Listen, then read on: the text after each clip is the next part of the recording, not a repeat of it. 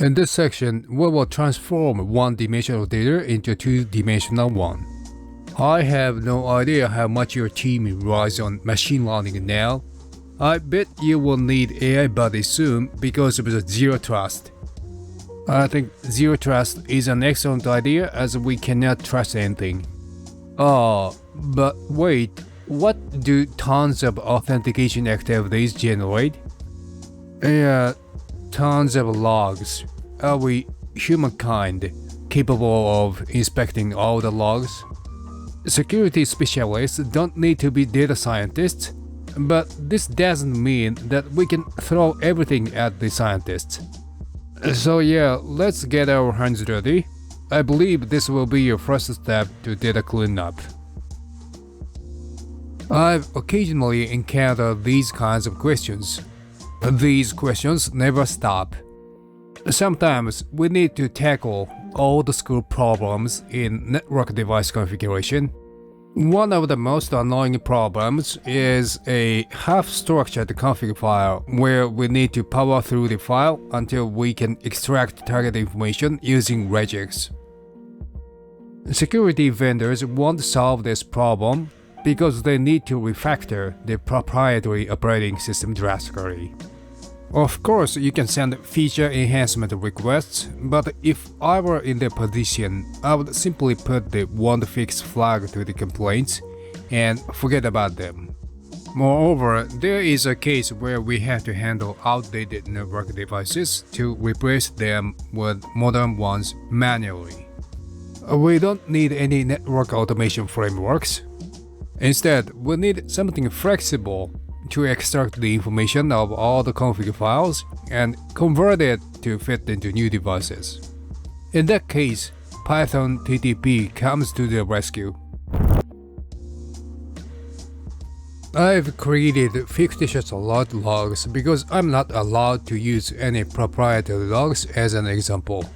In some cases, we have to send data in CSV format to share the info with non-tech people. Then they can easily manipulate the file using any spreadsheet apps. It might be possible to pass the data in JSON to them and say try harder, but I wouldn't recommend that option. Honestly speaking, I wanted to do some more complicated exercises. However, as I researched, I came to think that it might be better for anyone if I provided a basic, generic exercise. The reason is that although there are many complicated vendor-specific examples, there are few examples for extracting info and putting it back with additional info to config as a chain of actions. By the way, the partial config is fictitious I created for this exercise. I think we need to learn regex in the end. However, it doesn't mean that you have to do everything using regex. If we can avoid, we will avoid using magic spells like this. TTP is relatively new and not so many tutorials on the internet. Let's run the template on the quick start to see if TTP is properly running. Before starting the exercise explanation, let's solve a fundamental yet real-world problem I found on Stack Overflow. Python Pandas is basically for data science. We will use this module mainly for generating CSV. That said, please be sure to do this 10 minutes exercise. Fundamental two-dimensional data manipulation knowledge should save your time tremendously. Jinja 2 works in the reverse TTP direction. This pushes data according to the given templates. We don't use Jinja 2 that much, so for now, it's enough to go through this tutorial. So this is the code shown on Quick Start. Things are not that complicated. We have to replace the strings we want to extract with double curly braces. Okay, it's working as expected, but my minor confusion is that the JSON and CSV output is out of order. I want the order to be interface IP mask description VLF.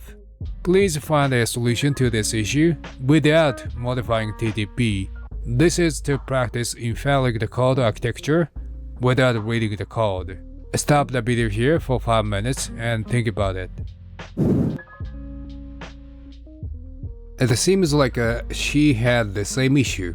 Unfortunately, I couldn't get her desired results from this past exactly, so let's make things simpler. I've written the template like this. Well, this configuration reminds me of the Juniper Networks SRX series. Let's run this code to see what will happen. Something went wrong. Only then is corrected. In this case, we can try match variables. Please refer to the official TTP document for details. Now I'm adding phrase. This time, except was skipped because it is a single word. Yeah, all phrase works fine. What was the problem? Oh yeah, the order is not what we want. We want the output to be shown as term, action, description. Did you come up with any solutions? I came up with a quick and dirty solution. Based on the behavior, our input should go through sorted function internally. So, adding numbers may solve this issue. Okay, it works. If you think the output is ugly, another solution might be capitalizing term like this. After obtaining the desired results, you can replace capital T with T anytime. Finally, let me add 2 lines to practice more. The last line contains a lot of white spaces, so all phrase will not work. This time, I'm trying raw, but there should be other ways to parse this line correctly. You can use regex in combination with TTP. Let me filter out 2 lines containing a or o. We have to write an expression separately if it contains pipe characters. Please refer to the official document for the explanations. So we have assigned the regex expression to test and made the template refer to the variable. We need to specify which portion we want to use as a template. That means we have to enclose the template with the group tags like this.